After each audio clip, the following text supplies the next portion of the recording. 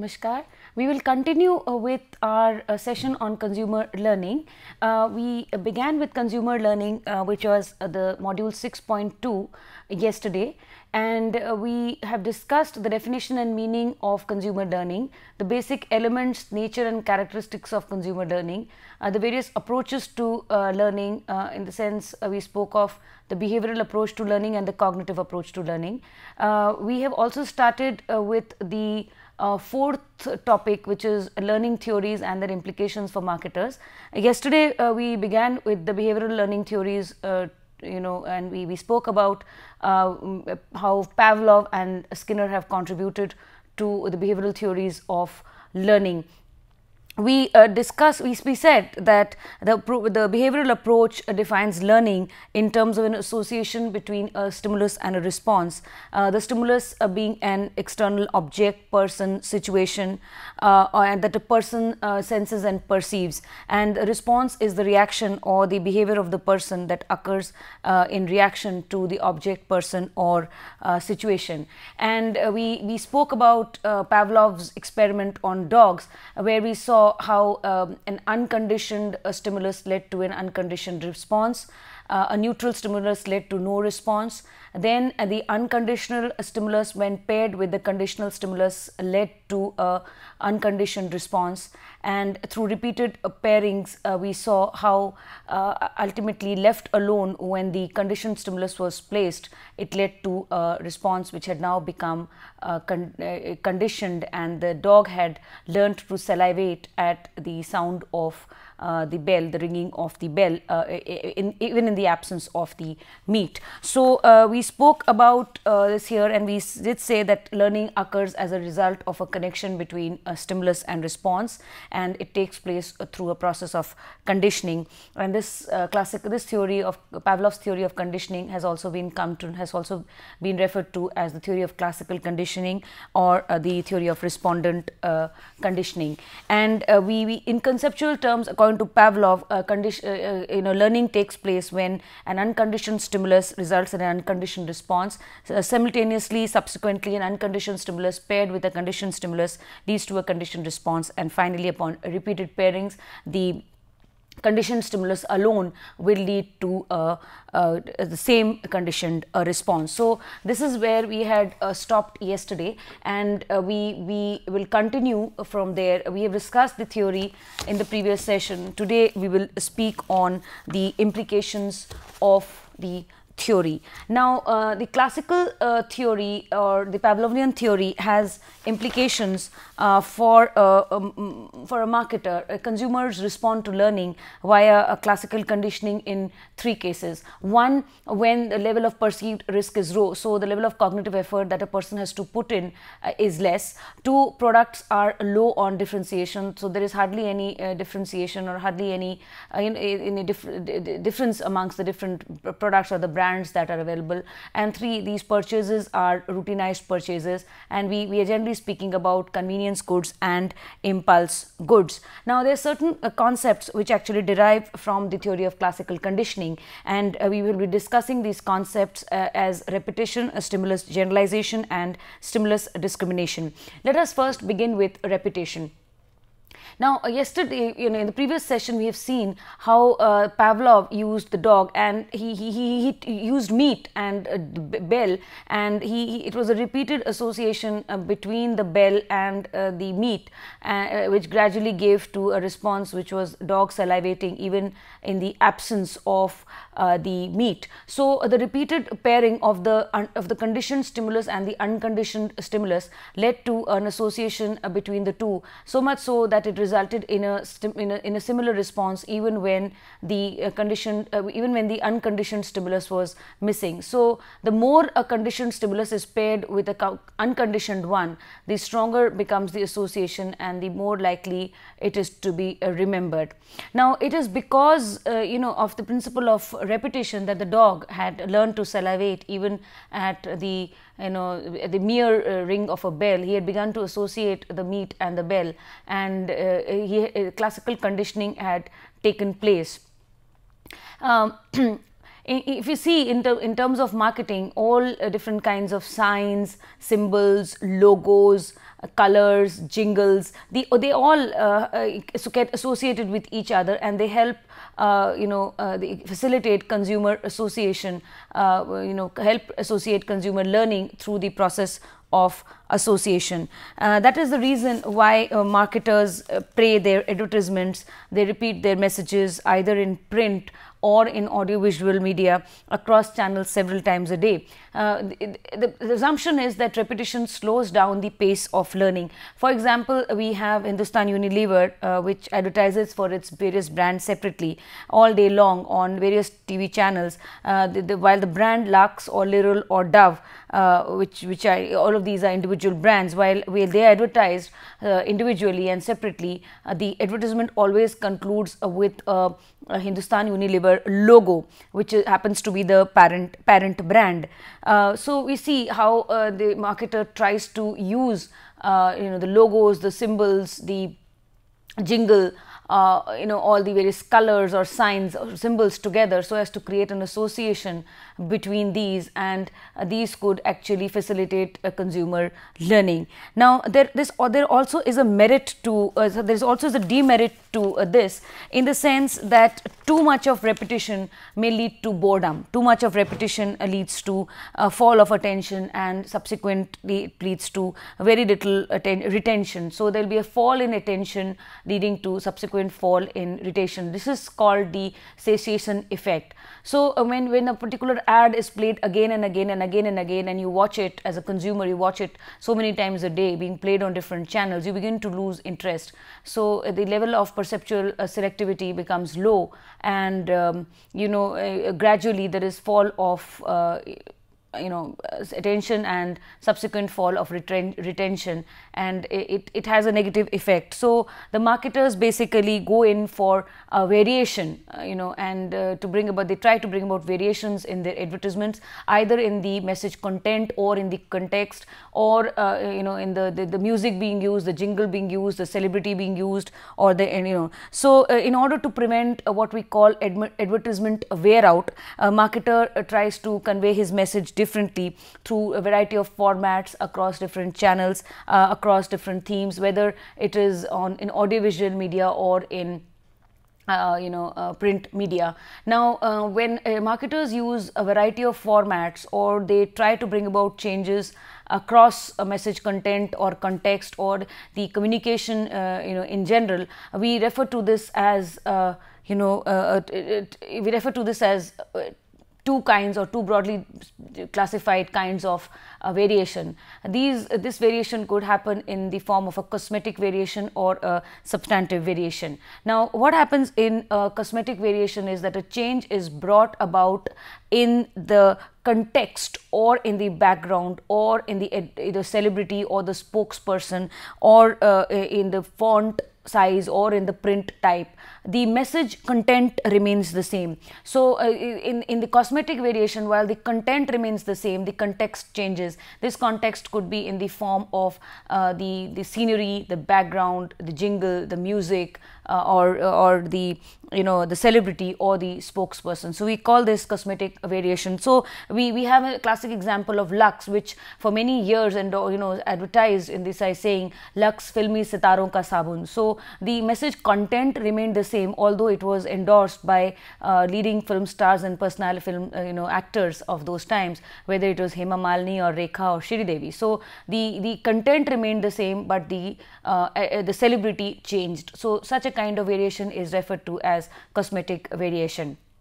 We have another kind of variation which we refer to as substantive variation. In substantive variation, the change is brought about in the content of the advertisement. So the context may remain the same. It may be the same appeal, it could be the same context, it could be the same celebrity or spokesperson, or it could be a similar format, or a print or a font size, or a print type. So for example, we have Amul products. They have their own mascot, and in their print advertisement, this particular mascot or the spokesperson remains the same, but every week, depending upon current events or current affairs or happenings in India or worldwide, the spokesperson or the mascot comes up with a different message. So every week the message which comes about, the spokesperson comes up, or the mascot speaks a different message or comes up with a different message. So the content of the advertisement changes, and according to the contemporary happenings or the contemporary events. So this is what we mean by substantive variation. So in order to prevent boredom, monotony, and subsequent advertisement wear out, in order to overcome this process, the satiation effect, marketers often come up with such kinds of strategies. They try to bring about changes either in the through cosmetic variation or through substantive variation. So this is the first the first concept that is derived from classical conditioning. Now let us come to the second concept, which is stimulus generalization. Now, stimulus generalization is defined as a phenomena that occurs when a stimulus is so similar to another stimulus that it evokes the same response. So, what happens is that a new stimulus is so similar, so it looks so familiar with already existing conditioned stimulus that it leads to the same response, and it is a tendency to respond similarly to even slightly different products, objects, or stimuli. So Pavlov had, for example, discovered that the dog had learned to salivate even at the sound of the bell. So he had learned to salivate not only at the sound of the bell, but also because of the jingling of the keys or of the bells. So in terms of marketing, if we see, this is the reason behind success of Me Too products. So if we see first let us take the case of Me Too products or imitative products. There occurs a stimulus generalization. There's so much of a similarity either with respect to the product or the brand name, or the color of the package, or the packaging itself, or there occurs a generalization in terms of any and all of these, and because of this the consumer fails to recognize differences between the original brand and the imitative Me Too.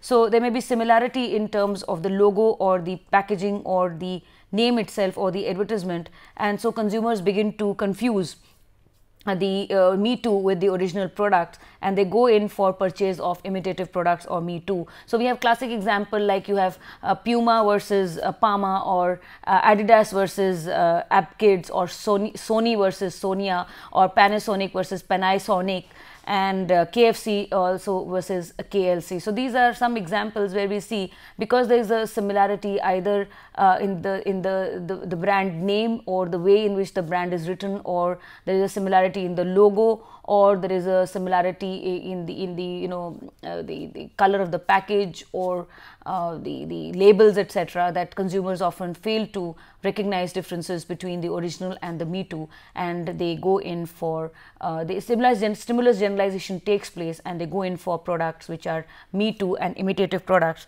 rather than the original.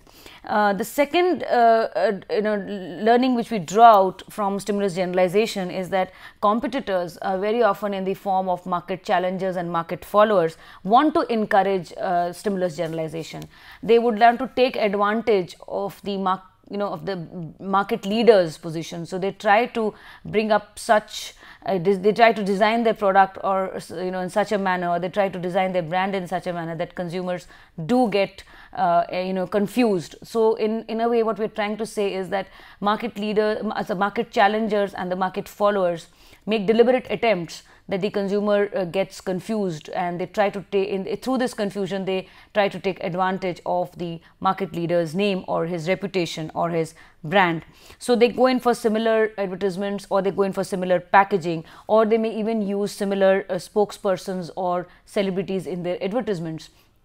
So the consumer tends to get confused. Like we have a classic example of Duracell and Eveready batteries, which they used the bunny rabbit, and it led to a great deal of confusion amongst the consumers, and they often failed to recall or identify differences between an Eveready and a Duracell.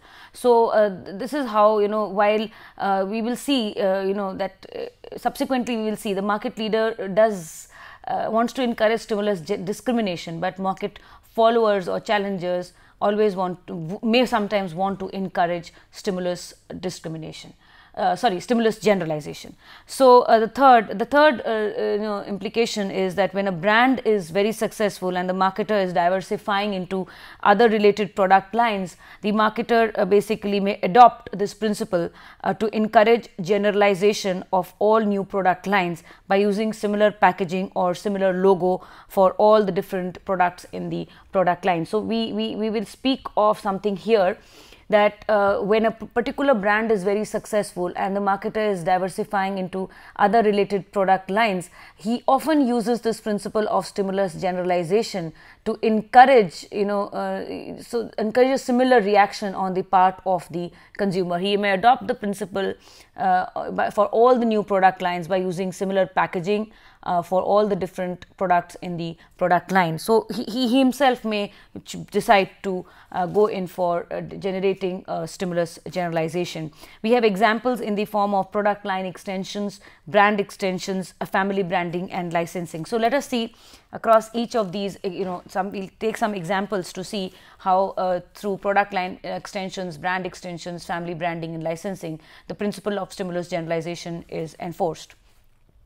Let us start with the first, which is product line extensions. The use of an established brand name for a new item in the same or related product line or product category is referred to as a product line extension. For example, Surf has Surf Excel or Surf Blue or Surf or Excel Matic, or there is a Surf Classic. So what happens is it's an already established brand name and they want to use a new they want to use the same brand name for a new item in the product category or in a related product category. We call it product line extension. The practice actually makes it easier for a marketer to relate a new product to already existing successful products, and or with a known brand name than having a totally new name. So it makes it easier for a marketer to relate a new product or a new variant of an existing product to already existing successful brands, and rather than having a totally new name.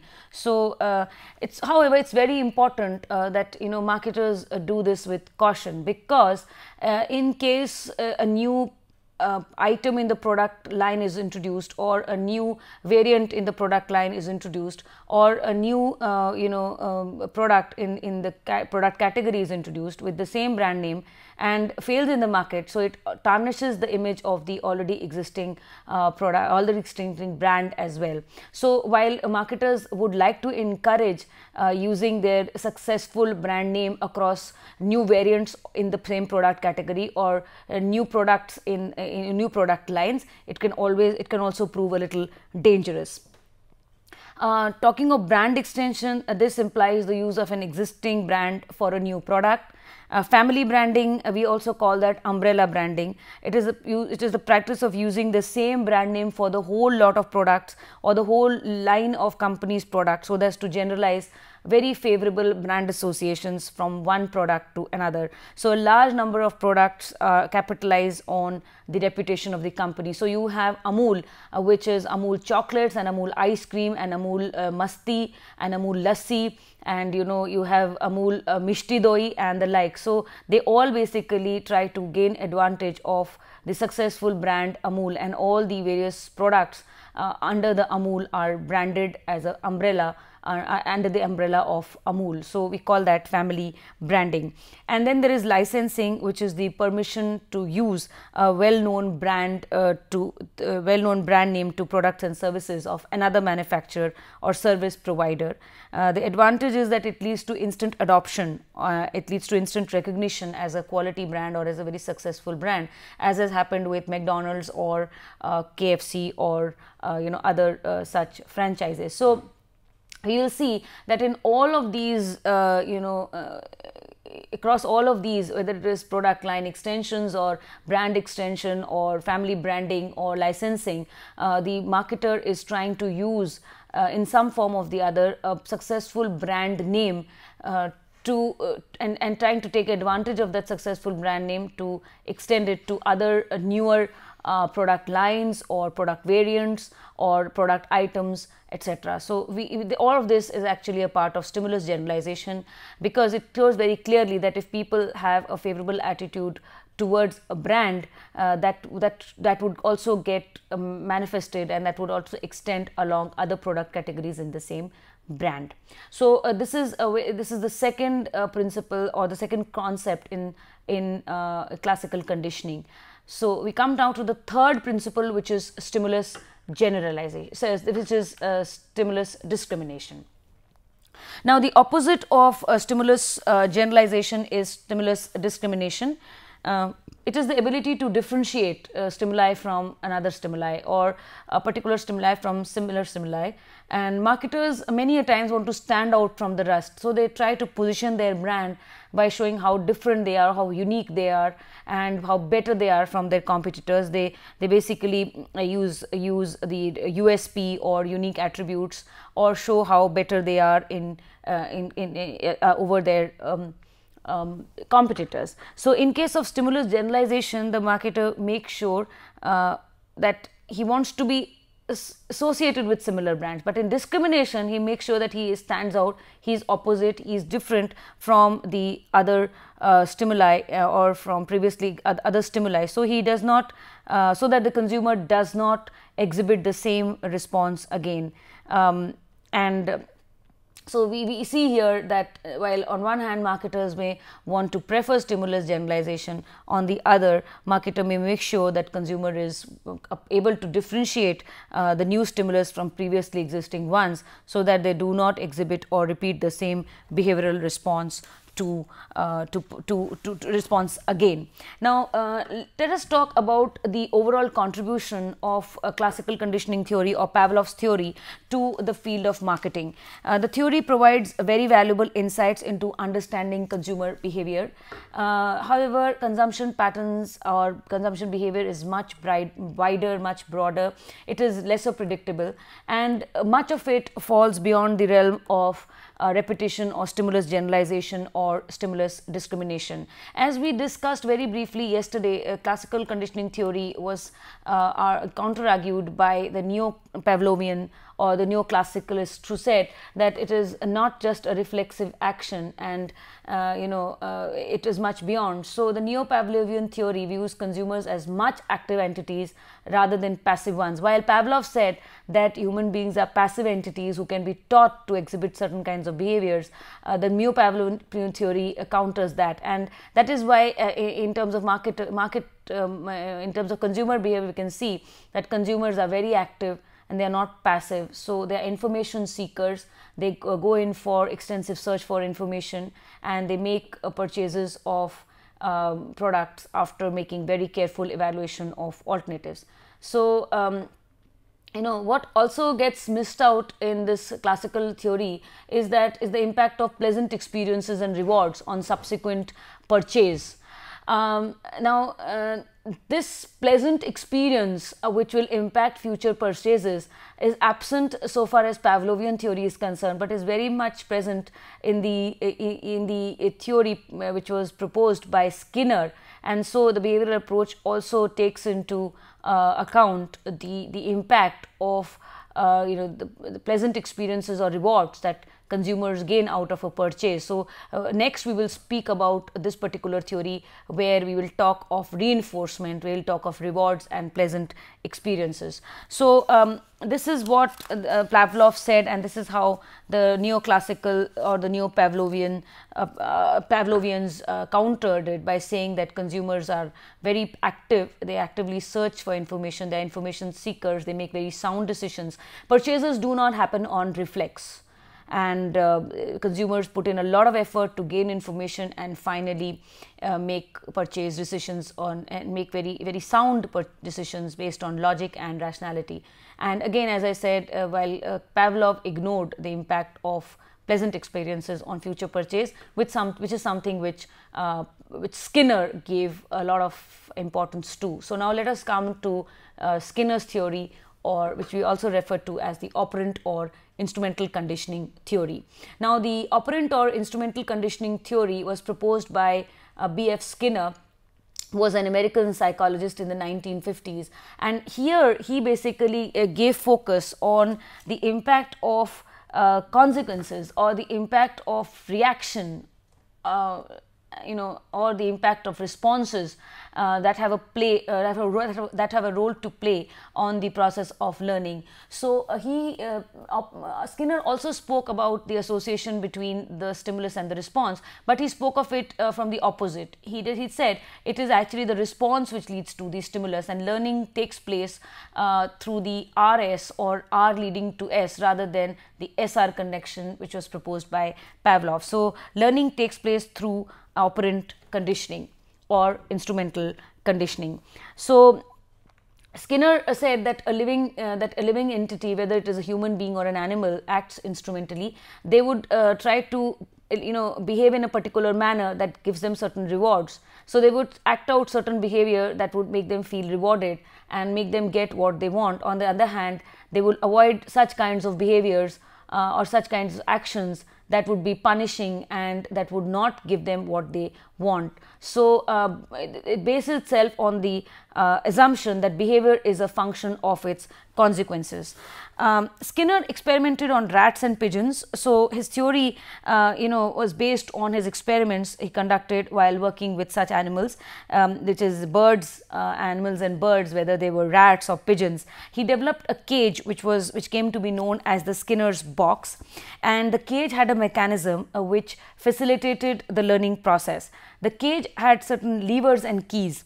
It also had a bar or a pedal on one of its walls, and when that was pressed, it caused the mechanism to release food into the cage. So the rats moved across the cage, and suddenly, accidentally, they would press the bar and they would get the food. So the rat began to learn the association between his movement and the food, and gradually learned to press the right key or the right pedal the right key that gave him the food.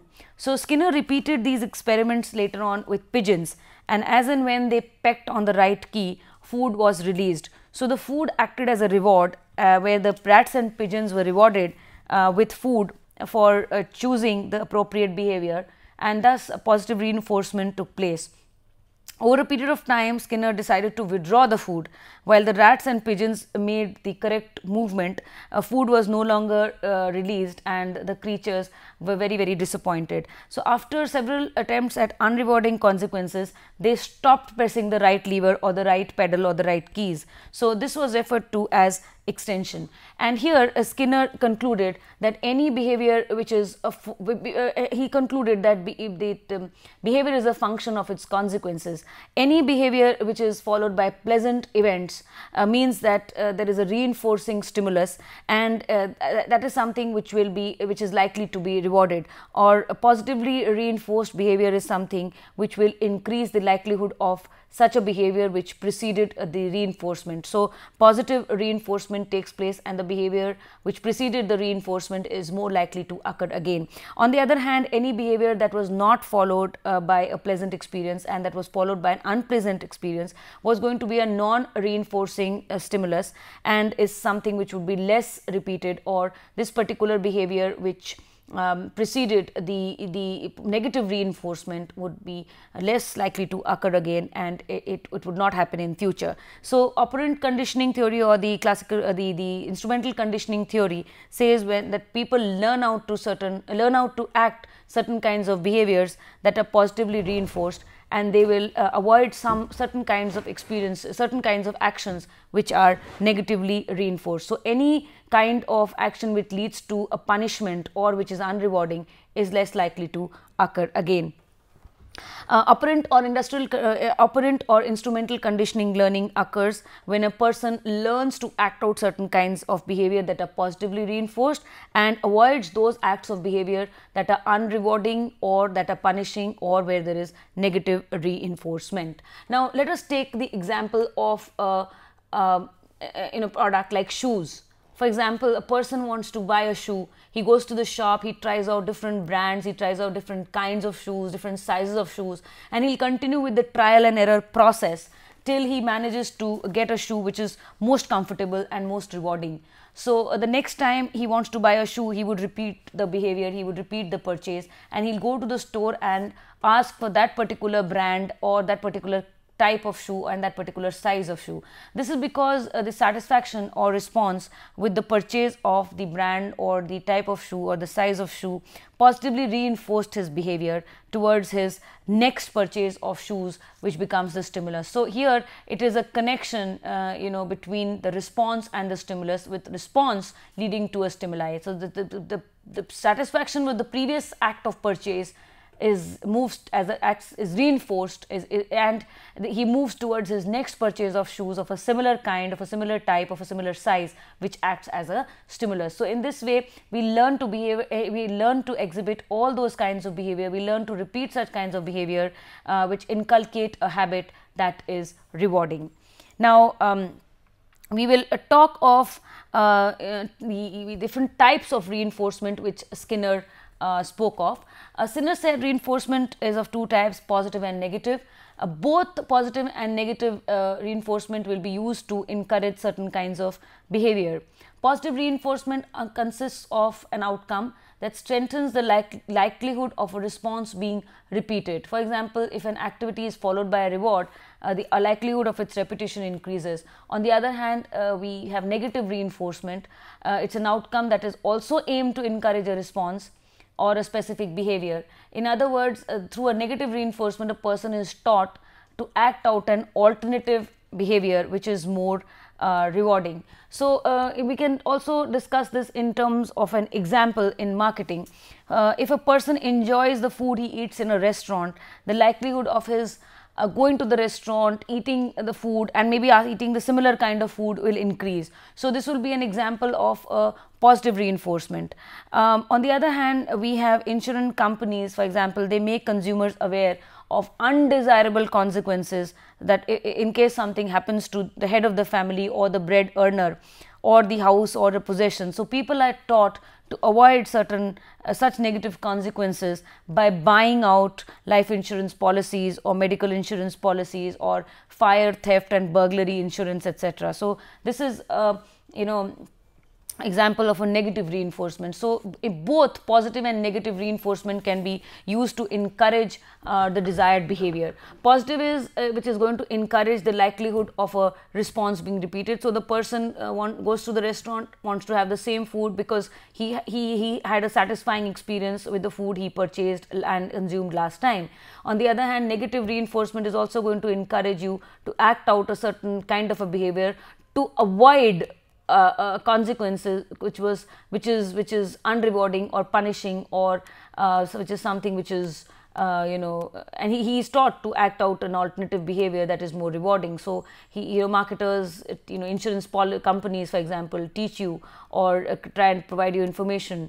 You use such appeals to educate you to go in for purchase of insurance policies, so that if something happens to the family, the family is not, so something happens to the bread earner or the head of the family is not left alone. So you are encouraged to avoid a negative consequence, and thereby you buy certain kinds of products or services. So in marketing, both of these can be used to encourage some kind of a reinforcement. Now we'll come to the reinforcement schedule according to Skinner. Now Skinner said that that if reward should not follow every desired behavior all the time. He said reward should not follow a desired behavior all the time, neither should it follow every desired behavior, because if that happens, reinforcement will lose its novelty, reinforcement will lose its charm, and they'll become ineffective. So he spoke of the reinforcement schedule in terms of the frequency with which people should be rewarded. So he said reinforcement should be intermittent and it should be placed at irregular intervals. So in terms of marketing, we say we always see that sales promotion is something which is short term.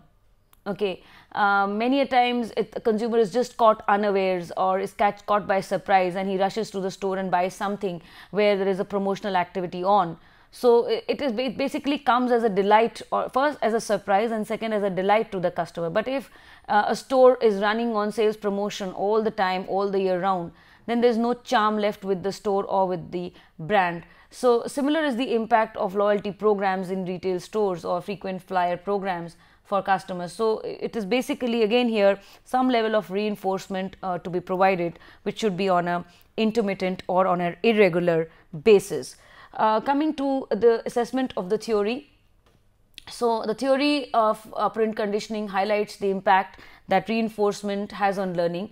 However, critics have said that apart from reinforcement, consumers or people also learn through other forms. Like, for example, people learn by observing others, they learn by copying others or by modeling. So, there are, according to critics, there are other ways or other modes or other methods of learning as well, where people learn by observation, people learn by role modeling, people learn by copying others. This is even true in the case of marketing.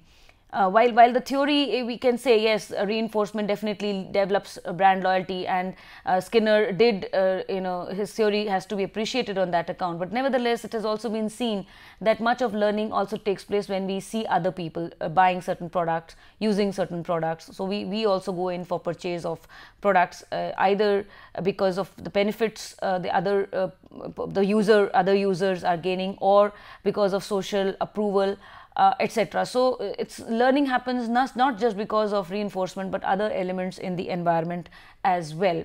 Now, let us come to the kinds of reinforcement. There are 4 kinds of reinforcement: positive reinforcement, punishment, extinction, and negative reinforcement.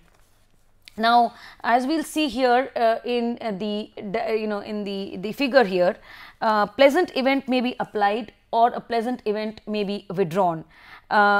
Similarly, a negative event may be applied or withdrawn. So, a pleasant event is applied or a pleasant event is withdrawn. An unpleasant event is applied and an unpleasant event is also withdrawn. So, application or withdrawal of pleasant and unpleasant events will lead to different kinds of impact on the behavior of a person. So, let us talk first about positive reinforcement. A pleasant event is applied after an act of behavior. So, the act of behavior is followed by a pleasant consequence. The individual is rewarded for his behavior. So, it encourages repetition of the response, and the behavior that precedes the pleasant event is more likely to occur again because the behavior has been positively reinforced. Then we come to punishment, where an unpleasant event is applied after the act of behavior. In other words, the act of behavior is followed by unpleasant consequences.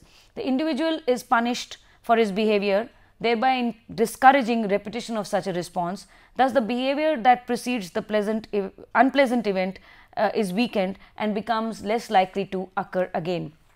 Then we talk of extinction, where a pleasant event is withdrawn and after the act of behavior. So, the act of behavior is not followed by positive or pleasant consequences. The individual is neither rewarded nor is he punished for his behavior, thereby discouraging repetition of the response. Thus, the behavior that precedes the pleasant event is less likely to occur again. This is what we say, how we define extinction.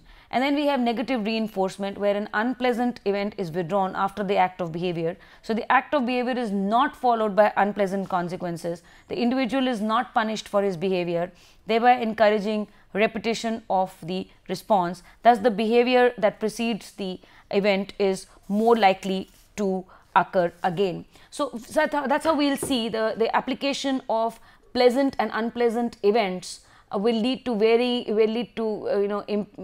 impact in terms of behavior and in terms of the repetition of the behavior, whether it is going to happen again or it's not going to happen again. Let us come to the implications of the theory or of the theory of reinforcement for a marketer. 1. Consumers respond to learning via instrumental condition when trial can be attempted before purchase, when purchases are linked to desirable effective experiences, and there is a higher involvement and greater cognitive activity. If you recall, when we spoke about the Pavlovian theory, we said that in those cases the involvement is low and there is lesser amount of cognitive activity. But in the case of the instrumental conditioning theory or the operant conditioning theory, we see that it actually happens when trial is possible when purchases are linked to desirable feelings and effective experiences, and when there is higher involvement and greater cognitive activity. Second, marketers can also make use of instrumental conditioning when a consumer is rewarded or for a brand decision in their favor, or punished for a brand decision against him, or in favor of the competitor. So the reward here actually not only refers to product satisfaction and value, but also the services, the facilities provided, the rebates, the discounts, or the loyalty points. So if we go a little deeper into it, and we will see how instrumental conditioning theory can be used either as a reward for your brand, or decision against your brand and favor of the competitor's brand. Let us now come to a little more on the the impact of trial and error. So if we see, if we go deeper into this, we will see how trial and error can have an impact on the learning process. Consumers learn by trial and error. Some purchases are more rewarding than others. They result in favorable outcomes. So the consumer learns to repeat the purchase behavior. The brand that is most rewarding and satisfies him the most is the one he would like to buy. So satisfaction and dissatisfaction with the product or the brand will actually act as a reinforcement strategy and have an effect on the habit paradigm. However, as we just said earlier, too much of reinforcement means satiation will occur, and reinforcement may totally lose its charm. Another implication which we draw out is in terms of the reinforcement strategies for a marketer. Positive reinforcement, consumer will continue to patronize a brand and be loyal towards it as long as he finds it satisfying. Because of the satisfaction he receives, a habit is formed, and so, for example, a lady would continue buying Dove soap as long as she finds that the soap and the moisturizer leaves her skin very soft after a bath. The punishment as a strategy has lesser implications. However, policy makers or government organizations may use this as a strategy to create fear amongst people and make them more law abiding. So you have examples where they show fines for traffic violation, or smoking causing cancer, or drinking and driving, etc. So this would basically discourage a person from acting out certain behavior that would lead to unpleasant consequences.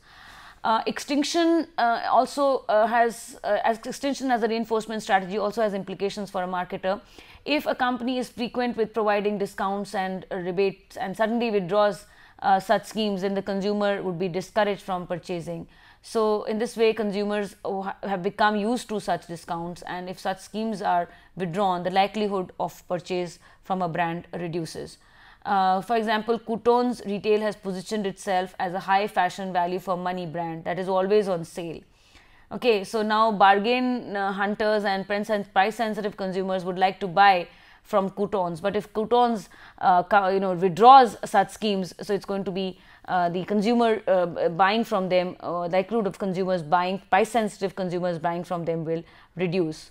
And finally, negative reinforcement as a strategy, it implies that marketers must encourage consumers to make purchases of their brands to avoid negative consequences, like for example the use of an anti-wrinkle cream to avoid getting wrinkles. Again, here marketers should understand that heavily used reinforcements will lead to the satiation effect.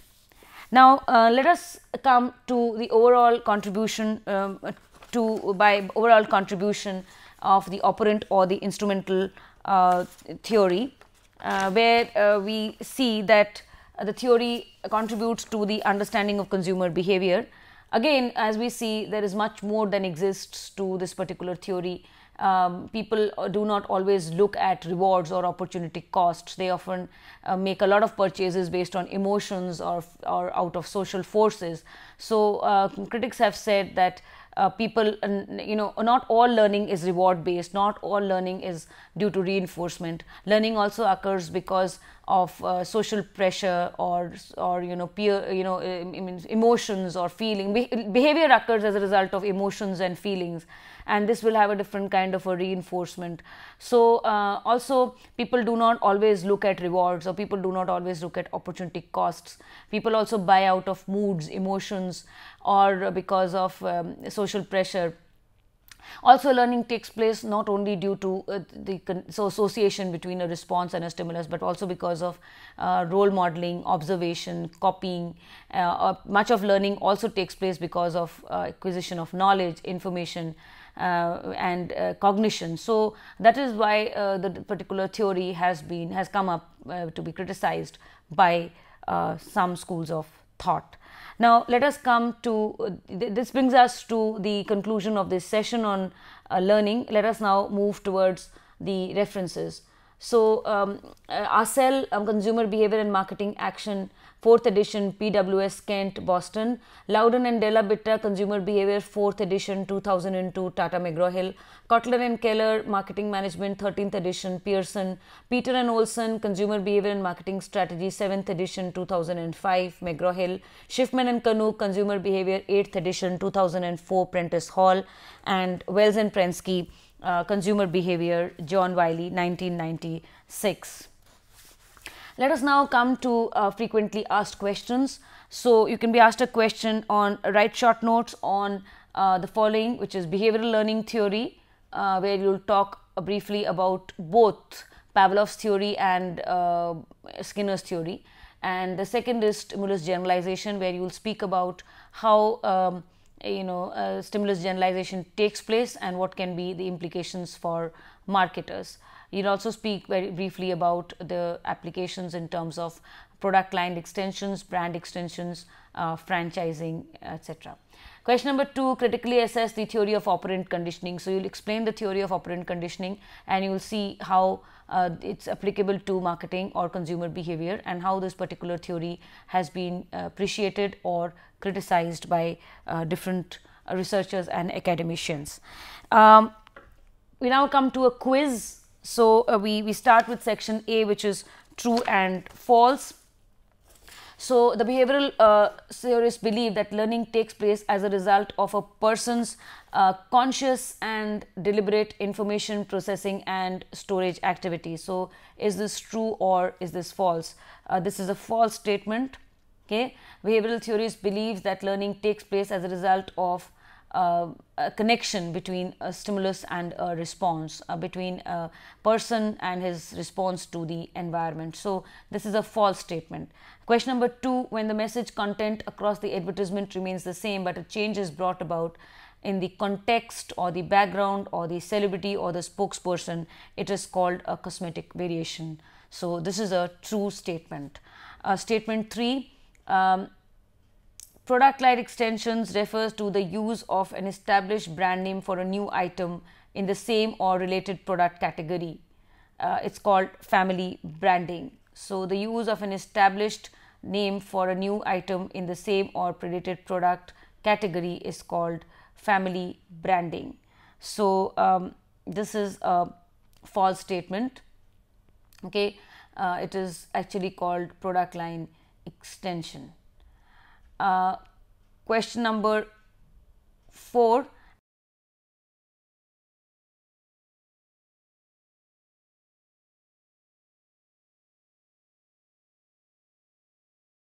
come to self-evaluation test and a quiz. Start with section A, true and false.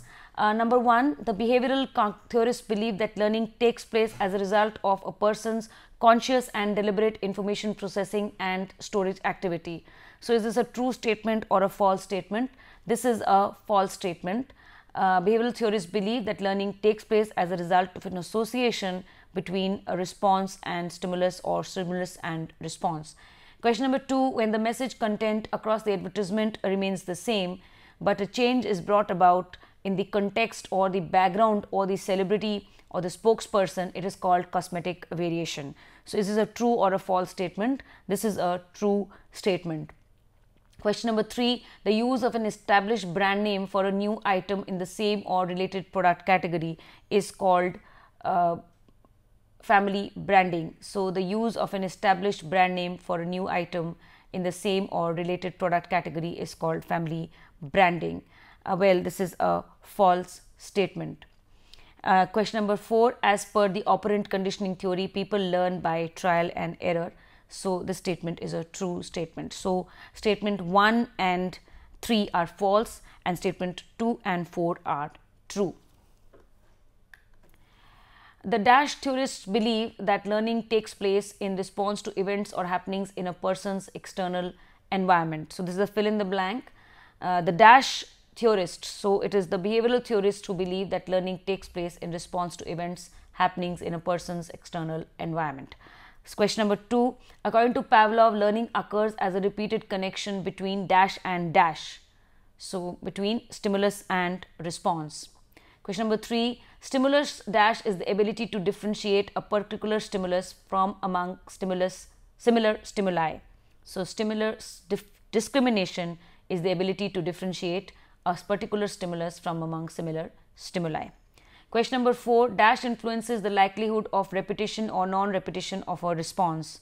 So reinforcement influences the likelihood of a repetition or a non-repetition of a response. Question number 5, dash helps create association between an unconditioned stimulus and a conditioned stimulus in terms of constant pairing between the two. So repetition helps create an association between an unconditioned stimulus and a conditioned stimulus. Question number 6, in order to prevent advertisement wear out, marketers should go for cosmetic variation or dash variation. So they should go for cosmetic variation or substantive variation. Heavily used reinforcement lose effect and lead to what is called the dash effect. So they lose effect and lead to what is called the satiation effect. Section C, multiple choice questions. The individual is neither rewarded nor punished for his behavior, thereby discouraging repetition of the response. This is called A, punishment, B, positive reinforcement, C, extinction, and D, negative reinforcement. The answer is C, it is called extinction. People learn by A, modeling, B, observation, C, punishment, D, all of the above. So answer D, all of the above. People definitely learn by modeling, observation, punishments, and all of these. Question number 3, dash on the part of consumers could help marketers of imitative Me Too products or brands. A, repetition, B, stimulus differentiation, C, reinforcement, D, stimulus generalization. So the answer is D, stimulus generalization. Consumers respond to learning via classical conditioning in all cases mentioned below except when A, the level of perceived risk is low, B, cognitive effort is not required, C, products are high on differentiation, D, purchases are routine, convenience goods and impulsive goods. The answer is C, products are high on differentiation. Question number 5, consumers learn by trial and error. This is the basis of learning through dash conditioning. So this is the basis of learning through A, operant, B, cognitive, C, classical, D, none of the above. The answer is A, operant conditioning. Coming to short answers. Question number 1, mention the two main approaches to the study of learning. So the answer is behavioral approach and cognitive approach. Question number 2, name any two principles that derive from classical conditioning.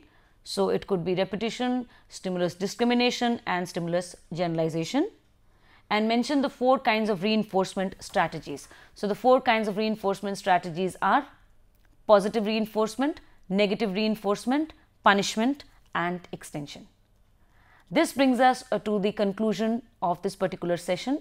We shall continue with the second part of the learning theories where we will be talking of the cognitive and the social cognitive theories in the next session. Thank you.